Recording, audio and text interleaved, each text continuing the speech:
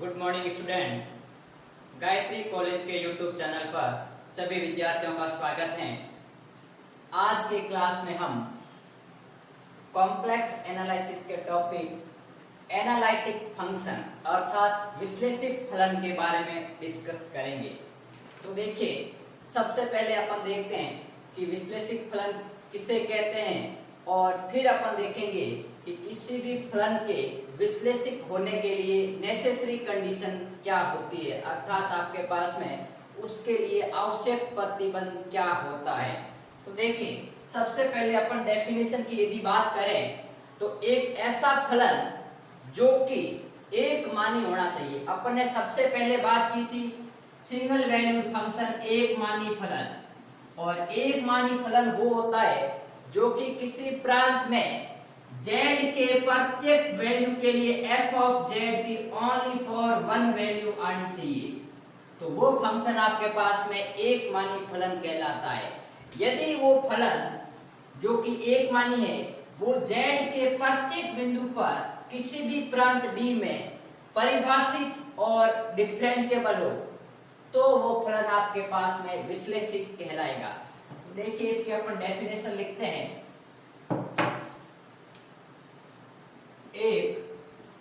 एक मानी फलन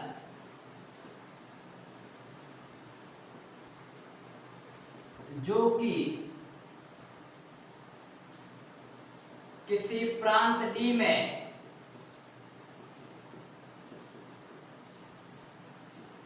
Z के प्रत्येक मान के लिए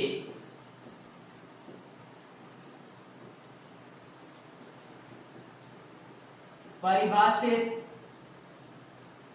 एवं अवकलनीय हो।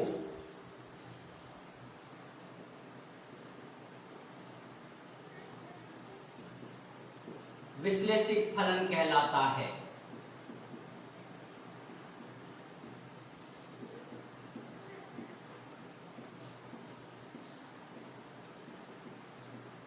अब देखिए, कोई भी फंक्शन एनालिटिक होने के लिए दो कंडीशन पर डिपेंड करेगा। फर्स्ट, वो फंक्शन आपके पास में सिंगल वैल्यूड होना चाहिए, और दूसरी बात, यदि वो सिंगल वैल्यूड फंक्शन है तो किसी भी डोमेन या रीजन के अंतर्गत जो भी z की वैल्यू आएगी, मान लीजिए आपके पास में ये एक डोमेन है, उसके अंतर्गत जितने भी आपके पास में z से संबंधित पॉइंट है, उस पॉइंट के लिए ये जो फंक्शन आपके पास में सिंगल वैल्यूड है f ऑफ z, वो पहली बात आपके पास में कि डिफाइन होना चाहिए, अर्थात आपके पास में परिभाषित होना चाहिए, और दूसरी बात वो आपके पास में डिफरेंशिएबल होना जरूरी है। यदि ये दो कंडीशन फुलफिल होती है तो किसी भी रीजन के अंतर्गत वो फंक्शन एनालिटिक फंक्शन कहलाएगा।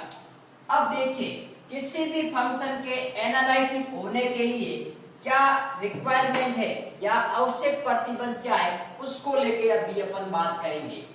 तो देखिए, एक थ्योरम है, फलन f ऑफ z के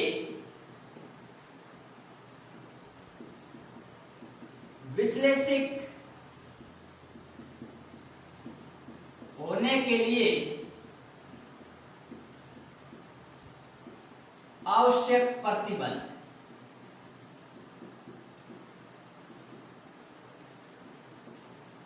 अब देखिए, इसको अपन एक थ्योरम के रूप में पढ़ेंगे जिसका स्टेटमेंट यह है, अर्थात अपन कथन कह सकते हैं कि किसी प्रांत B में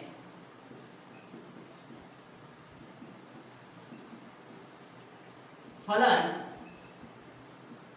f of z equal to u of x, y plus iota v of x, y के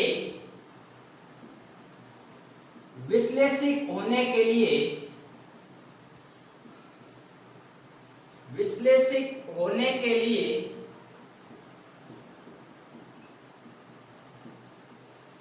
आवश्यक प्रतिबंध है कि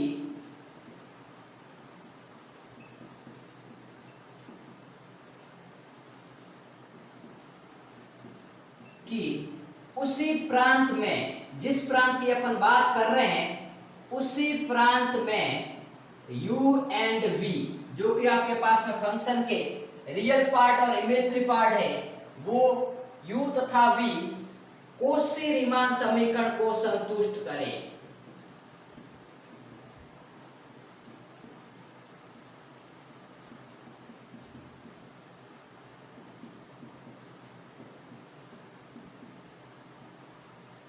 अर्थात अपन कह सकते हैं कि del u upon del x equal to del v upon del y and del u upon del y होगा वो minus time del v upon del x। ये आपके पास में कोशी रीमान समीकरण थी जिसका डिस्कस अपन पहले कर चुके हैं। तो देखिए, कोई भी फंक्शन एनालिटिक होने के लिए नेसेसरी कंडीशन है कि वो आपके पास में जिस प्रांत की अपन बात कर रहे हैं उसी प्रांत में u और v दोनों कोशी रीमान इक्वेशन को सेटिस्फाई करना जरूरी है। तो देखिए, इसके प्रूफ को लेके अपन बात करते हैं। इसका प्रूफ आपके पास में किस प्रकार होता है। सबसे पहले अपन देखते हैं कि ये फंक्शन कहा गया है कि एनालिटिक है, क्योंकि उसने क्या कहा है कि विश्लेषक होने के लिए ये जरूरी है। तो अपन कहते हैं आपके पास में सिंस फलन f ऑफ z क्या है, विश्लेषक है। विश्लेषक होगा तो अभी अपन ने डेफिनेशन के अंतर्गत देखा, क्या देखा कि यदि कोई फंक्शन आपके पास में विश्लेषक है तो वो z के प्रत्येक बिंदु पर एक तो परिभाषित होगा और दूसरा डिफरेंशिएबल होगा। यदि वो विश्लेषक है अर्थात फलन अवकलनीय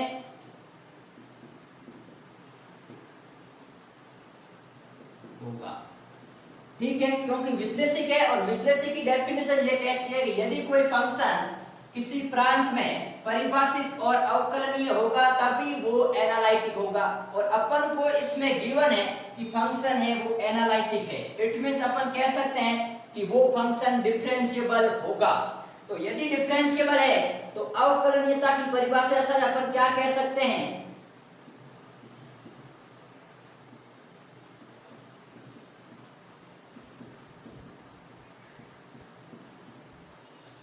जो f डैश z होगा। अब मैंने कहा है किसी प्रांत में z के प्रत्येक मान के लिए, अर्थात अपन को एनालिटिक एवरीवेयर या डिफरेंशिएबल एवरीवेयर का फॉर्मूला अप्लाई करना है। तो देखिए, ये होगा limit delta z tends to 0 f of z plus delta z minus f of z upon delta z। और यदि ये एनालिटिक है तो इसकी जो लिमिट का मान आएगा f डैश z का, वो एक तो एग्जिस्ट होगा और एक फाइनाइट और आपके पास में यूनिक होगा। लेकिन अब यहाँ पर देखिए, f ऑफ z है वो आपके पास में है u of x, y plus iota v of x, y। ठीक बात। तो यहाँ पर जो f of z plus delta z होगा वो होगा आपके पास में u of x plus delta x, y plus delta y plus iota times v of x plus delta x, y plus delta y। ये आपके पास में f of z plus delta z की वैल्यू होगी। अब यहाँ पर दो केस अपन कंसीडर करेंगे कि एक, जब आपके पास में डेल्टा z है वो शून्य की और वास्तविक अक्ष के अनुदिश अग्रसर हो, और दूसरी बार जब काल्पनिक अक्ष के अनुदिश अग्रसर हो। तो देखिए, फर्स्ट अपन बात करते हैं कि जब वो वास्तविक अक्ष के अनुदिश अग्रसर हो। देखिए, मैं स्थिति फर्स्ट लेता हूं।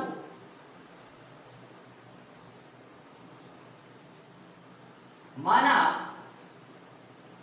f of z plus delta z minus f of z upon delta z में डेल्टा z वास्तविक अक्ष के अनुदिश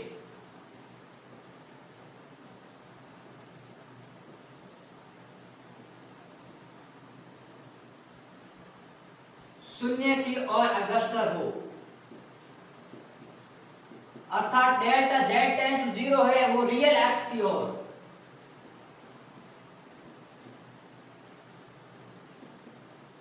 अर्थात अपन क्या कह सकते हैं कि जब वास्तविक अक्ष की बात कर रहे हैं तो उस केस में जो डेल्टा y होगा वो आपके पास में क्या होगा, 0 होगा। और यदि डेल्टा y 0 है, इट मींस अपन कह सकते हैं कि जो डेल्टा z का मान होगा वो आपके पास में डेल्टा x के बराबर आएगा। ठीक बात।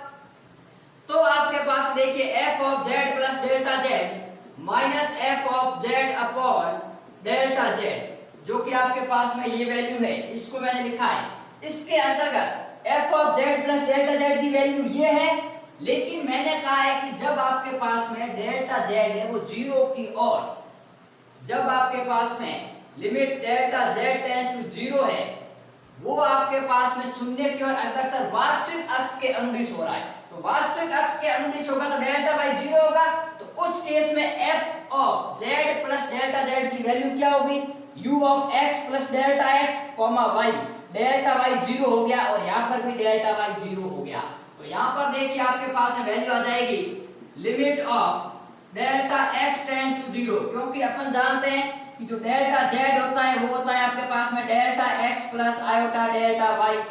ठीक बात। तो यदि आपके पास में डेल्टा y 0 है तो डेल्टा z का मान डेल्टा x होगा।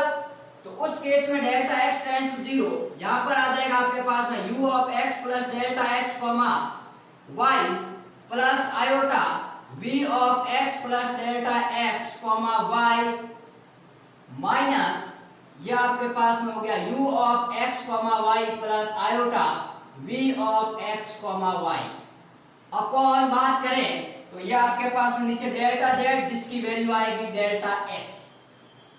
अब देखिए यहां पर limit delta z tends to 0, ये क्वांटिटी किसको रिप्रेजेंट कर रही है, f डैश z को, अर्थात derivative of function with respect to z variable. तो उसी तरह ये जो limit delta x tends to 0 u of x plus delta x y, और मैं इसके साथ में पहले ये क्वांटिटी ले लेता हूं। तो एक बार देखिए इसको थोड़ा अपन चेंज कर लेते हैं। Delta x tends to 0 u of x plus delta x minus u of x y upon delta x plus limit delta x tends to 0। ठीक बात। अब यहां से देखिए आयोटा अपन कॉमन ले लेते हैं, यहां पर आएगा v of x plus delta x y minus v of x y upon delta x। तो यदि देखिए इस फॉर्मूले को अपन इसकी तरह अप्लाई करें तो एक्चुअली ये आपके पास में क्या है, एक df अपॉन dz है। कब होगा, जब आपके पास में यदि फंक्शन एक ही वेरिएबल पर डिपेंड कर रहा हो, और यदि दो वेरिएबल पर करता है तो अपन क्या यूज करते हैं, पार्शियल डेरिवेटिव यूज करते हैं। तो देखिए इसकी जगह आपके पास में यहाँ पर जो वैल्यू आएगी ये आपके पास में आ जाएगी del u upon del x, क्योंकि u है वो आपके पास में x और y का फंक्शन है। u भी दो वेरिएबल का फंक्शन है और v भी दो वेरिएबल के ऊपर डिपेंड कर रहा है। अर्थात यहाँ ऑर्डिनरी डेरिवेटिव नहीं आकर, टोटल डेरिवेटिव नहीं आकर आपके पास में पार्शियल डेरिवेटिव आएगा। Plus iota del v upon del x, इसको मैं दे देता हूं कंडीशन नंबर फर्स्ट। ठीक बात। अब अपन बात करते हैं सेकंड, जब आपके पास में डेल्टा z है वो काल्पनिक अक्ष की ओर जा रहा हो, शून्य की ओर अग्रसर हो रहा हो। स्थिति सेकंड देखिए आप सीधा लिख लेना, माना f of z plus delta z minus f of z में डेल्टा z है वो आपके पास में काल्पनिक अक्ष के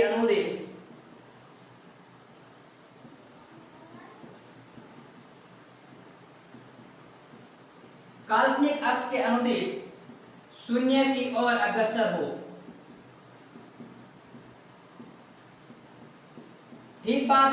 तो यदि काल्पनिक अक्ष के अनुदिश शून्य की ओर अग्रसर होगा, इट मींस अपन कह सकते हैं कि जो डेल्टा x है वो क्या होगा, 0 होगा।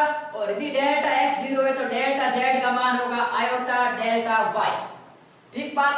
तो उस केस में इस f of z plus delta z में जो यहाँ अपन कर रहे थे उसमें डेल्टा x क्या हो जाएगा, 0 हो जाएगा। पिछली बार डेल्टा y 0 हुआ था, इस बार डेल्टा x है वो 0 हो जाएगा। तो देखिए जो f डैश z आएगा जो कि आपके पास में इधर की क्वांटिटी वही आएगी, इधर अपन चेंज करेंगे।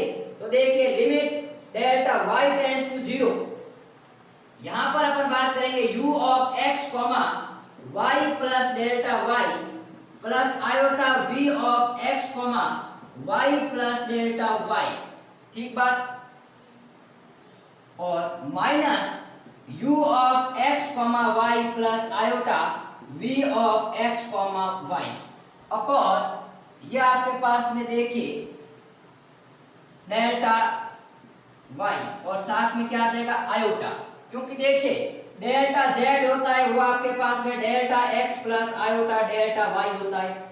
जब अपन काल्पनिक अक्ष की ओर जाएंगे तो डेल्टा x 0, तो उस केस में डेल्टा z का मान आयोटा डेल्टा y, तो यहाँ पर जो डेल्टा z है उसकी जगह आयोटा डेल्टा y, पिछली बार डेल्टा x आया था, तो उस केस में जो f डेल z की वैल्यू आएगी वो आपके पास में देखिए मैं क्या करता हूं इसके साथ में ये टर्म लेता हूं, तो देखिए limit delta y tends to 0